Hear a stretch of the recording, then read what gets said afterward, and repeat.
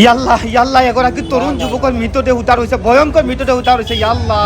কি হৈছে আসলতে হুজাই জিলাত একো নাজানো এই যে চাওক কিমান মানে হাজাৰ হাজাৰ মানুহ জমা হৈছে এক তৰুণ যুৱক এই ফটো চাওক আপোনালোকে এগৰাকী তৰুণ যুৱকৰ মৃতদেহ উদ্ধাৰ হৈছে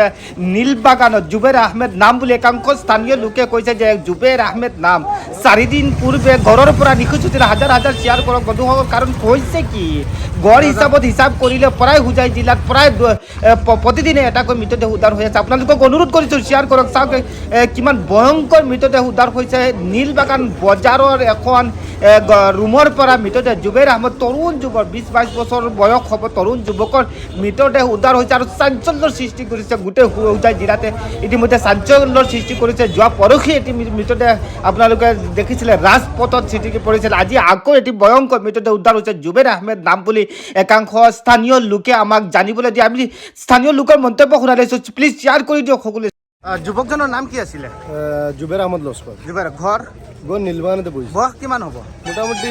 25-26 সামথিং আচ্ছা কিবা আপুনি এই বিষয়ে কিবা ক'ব নেকি বা কিবা জানে নেকি মানে জানা মতনতো এনেকৈ শুনিছোঁ ঘৰত কিবা পাৰিবাৰিক কিবা অসুবিধা হৈছিলে কাৰণে আজি 4 দিনৰ পৰা নিৰুদ্দেশ হৈ আছে ল'ৰাটো আচ্ছা আজি হঠাৎ গন্ধ ওলোৱাৰ কাৰণে চেক কৰাৰ পাছত পোৱা গৈছে ইতিমধ্যে ঘটনাস্থলীত আৰক্ষী আহি উপস্থিত উপস্থিত হৈছে ৰাইজ উপস্থিত হৈছে চব উপস্থিত হৈছে